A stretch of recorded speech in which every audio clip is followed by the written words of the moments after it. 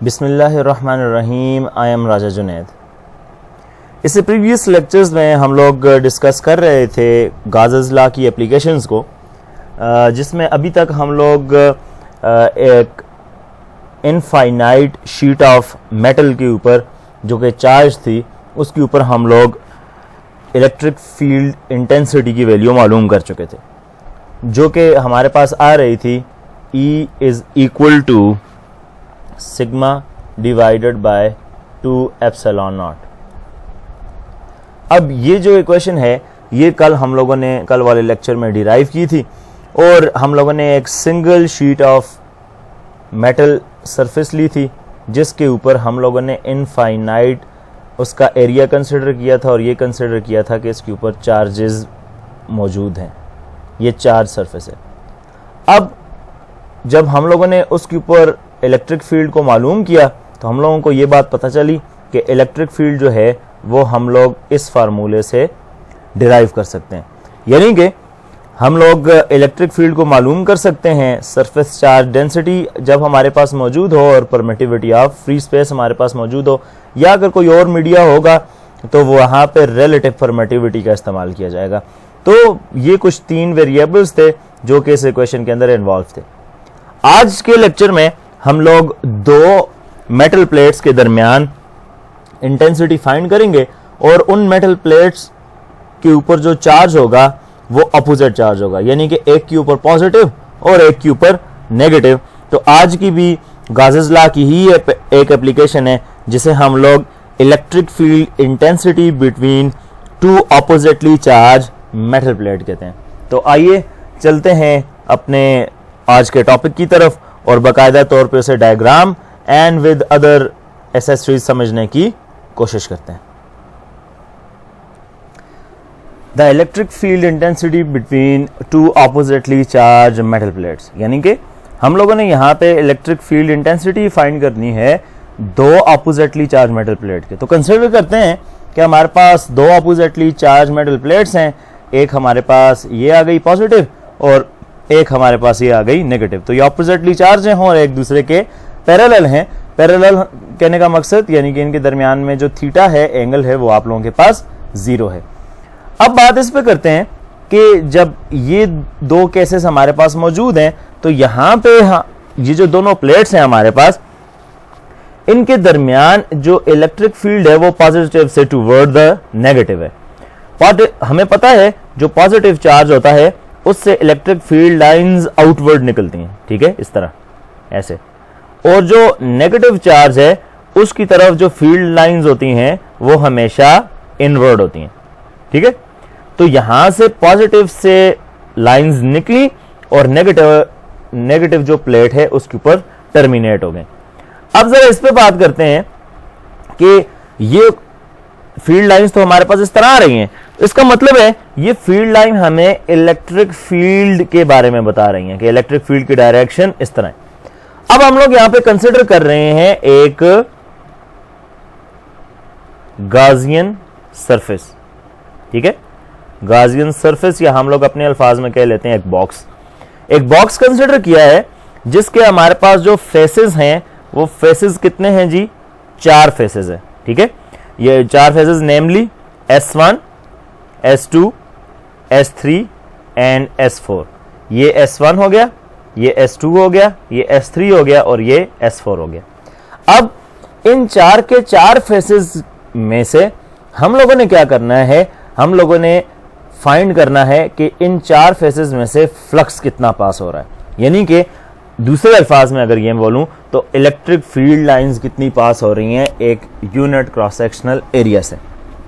अब ये 4 के 4 फेसेस के ऊपर हम लोग क्या करते हैं, हम लोग फ्लक्स को फाइंड करने की कोशिश करते हैं, और जो फाइनल रिजल्ट आता है फिर उस पर हम लोग मजीद बात करते हैं। तो चलते हैं इसकी डेरिवेशन की तरफ और इसे समझने की कोशिश करते हैं कि हम लोग इन 4 फेसेस को लेके कैसे हम लोग डिराइव कर सकते हैं इन दोनों प्लेट्स के दरमियान जो इलेक्ट्रिक फील्ड है उसको। अच्छा जी, अब हम लोग क्या करने जा रहे हैं, हम लोग सबसे पहले ये जो S1 है इस पे हम लोग इलेक्ट्रिक फ्लक्स मालूम करना है। तो इसके ऊपर अगर इलेक्ट्रिक फ्लक्स निकालेंगे तो मैं इसे लिख लेता हूं phi S1, यानी कि जो S1 है उसका जो फ्लक्स है उसे लिख लेता हूँ। अच्छा, यहाँ पे जो चीज़ इंपॉर्टेंट है उसे ज़रा देख लेते हैं। मैं इधर से ये बॉक्स वाली ये वाली साइड अलग से यहाँ पे नीचे बना लेता हूँ। तो ये मेरे पास आ गई सरफेस, ठीक है, S1 वाली, ये आ गई S1। अब यहाँ पे ज़रा देखते हैं इलेक्ट्रिक फील्ड लाइंस इसमें से कैसे पास हो रही हैं, ऐसे डाउनवर्ड, यहाँ से इस तरह ऐसे डाउनवर्ड पास हो रही हैं, ठीक है। अब ये इलेक्ट्रिक फील्ड लाइन डाउनवर्ड पास हो रही हैं और जब हम लोग यहाँ नीचे से इसे ऑब्जर्व करेंगे तो ये वाली जो साइड है इसका एरिया जो है वो सीधा आएगा, ठीक है, इसी डायरेक्शन में जिस डायरेक्शन में इलेक्ट्रिक फील्ड लाइंस है। यानी कि अगर मैं बनाऊं तो ऐसे आ जाएगा, ऐसे। और यहां पे जरा नोट करें तो एरिया की डायरेक्शन भी और इलेक्ट्रिक फील्ड की डायरेक्शन भी दोनों सेम डायरेक्शन में है, दोनों सेम है। इसका मतलब है यहां पे जो थीटा है वो हमारे पास कितना है, 0। तो अब जरा देखते हैं कि हमारे पास फार्मूला क्या बनेगा। तो फाई हमारे पास होता है E डॉट ए, तो ये हो जाएगा phi S1 will be equal to EA cos of theta. और थीटा अब हमारे पास कितना है, थीटा है हमारे पास 0, तो ये हो जाएगा phi S1 equals to EA cos of 0। Phi S1 हमें पता है कॉज ऑफ 0 1 के इक्वल होता है, तो ये हो जाएगा EA, और इसको मैं नाम दे देता हूं इक्वेशन नंबर 1 का, ठीक है। अब नेक्स्ट चलते हैं, हम लोग S1 कर लिया, S2 पे देख लेते हैं हमारे पास क्या रिजल्ट आ रहा है। अच्छा जी, अब फ्लक्स हम लोगों ने S2 वाली साइड से करना है, तो मैं अगेन यहां से S2 साइड यहां पे अलग से बना लेता हूं इसके सामने। तो ये मेरे पास आ गई S2 साइड, ऐसे ये आ गई, ठीक है, और ये आ गई S2 साइड। अब S2 साइड की डायरेक्शन जब हम लोग यहां से इस तरफ से देख रहे होंगे, इस तरफ से, तो इसकी डायरेक्शन इस तरफ है, ठीक है। जबकि अगर इलेक्ट्रिक फील्ड लाइंस में बनाऊं तो इलेक्ट्रिक फील्ड लाइंस कैसे नीचे जा रही हैं, ऐसे, ठीक है, पॉजिटिव से नेगेटिव की तरफ ऐसे जा रही है नीचे। अब यहां पे जरा इलेक्ट्रिक फील्ड के दरमियान में और इस साइड के एरिया के दरमियान में एंगल देखें तो एंगल कितना बन रहा है यहां पे 90 डिग्री, यहां पे 90 डिग्री। और अगर इसे यहां से ऐसे भी लेके आए फिर भी यहां पे आप लोगों के पास कितना बन रहा है 90 डिग्री। तो इसका मतलब है थीटा की वैल्यू जो है वो यहां पे कितनी है 90 डिग्री। अब यहां पे लिखूं phi S2 will be equal to E dot A, phi S2 will be equal to EA cos of theta. हमें पता है थीटा की वैल्यू यहां पे 90 है, तो phi S2 will be equal to EA cos of 90, और कॉज ऑफ 90 हमें पता है किसकी इक्वल होता है 0। फाई S2 जो है वो हमारे पास क्या हो जाएगा 0, तो ये आ गई इक्वेशन नंबर 2।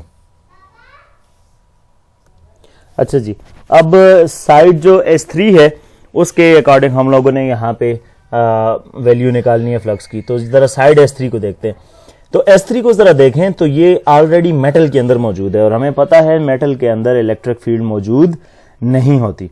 तो यहाँ पे एंगल की बात नहीं करेंगे, यहाँ पे ये मेटल के अंदर ही मौजूद है, तो लिहाजा S3 वाले केस में हमारे पास electric field inside any conductor equals to 0। तो हमारे पास इलेक्ट्रिक फील्ड ही 0 है क्योंकि हमारे पास ये जो साइड है ये side with in metal plate है, ठीक है। और हमें पता है साइड जब भी कोई विद इन मेटल प्लेट हो वहां पे इलेक्ट्रिक फील्ड 0।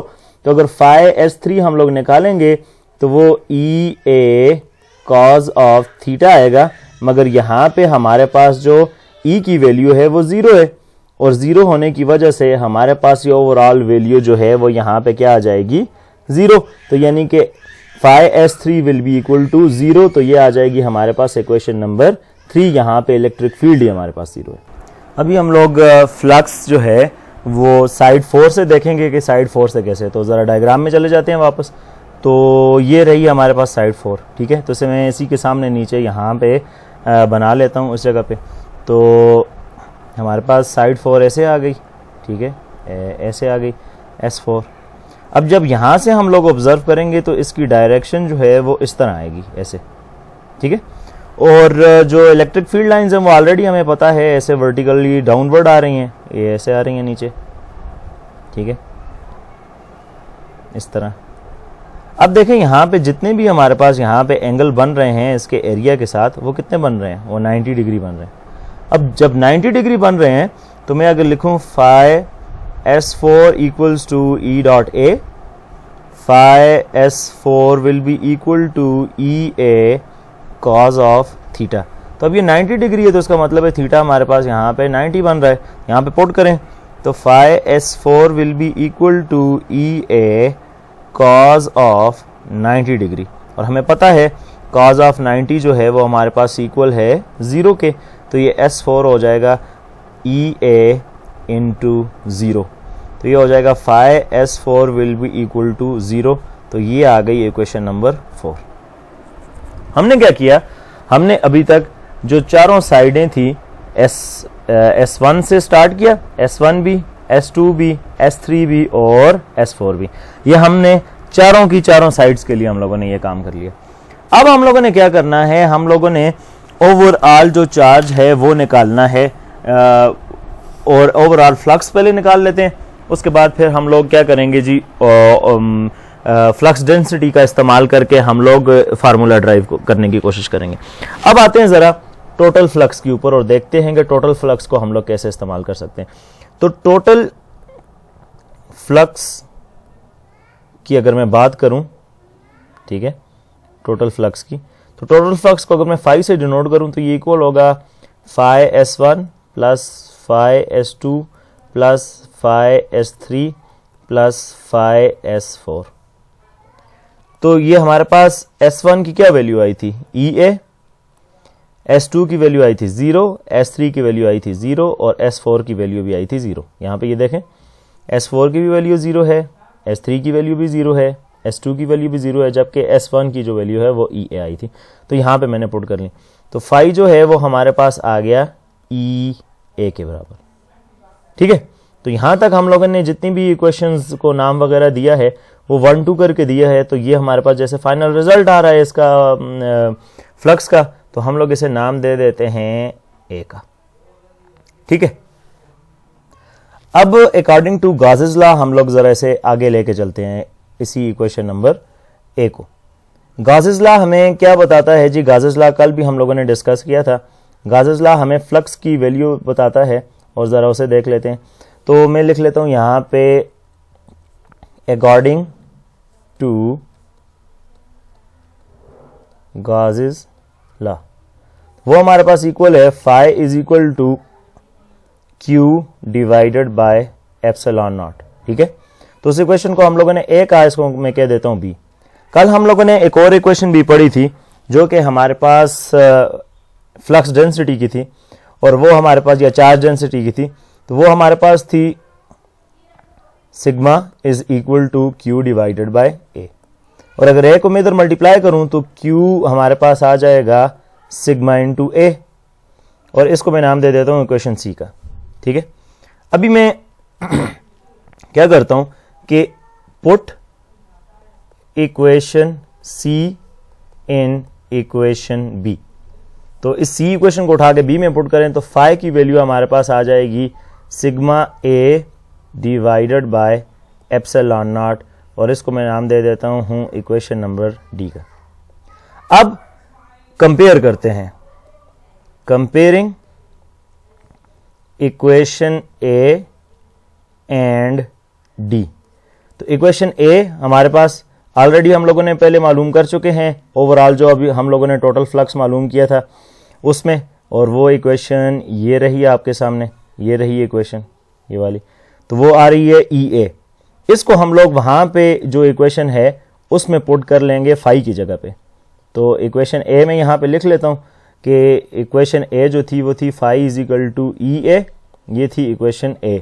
ठीक है, अब इसको उठा के इसमें पुट कर लें या दूसरे अल्फाज में हम लोग इसे कंपेयर कर लें तो हमारे पास ये आ जाएगा EA will be equal to sigma A divided by epsilon naught. तो ये A के साथ कैंसिल हो जाएगा, और E will be equal to sigma divided by epsilon naught. ये हमारे पास फाइनल रिजल्ट आता है, और इसे मैं नाम दे देता हूं इक्वेशन स्टार का।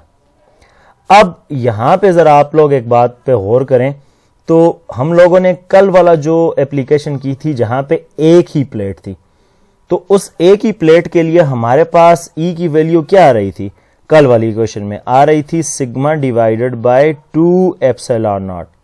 यानी कि इस 1/2 को अगर मैं अलग करके लिखूं तो ये ऐसे हो रहा था 1/2 sigma divided by epsilon not.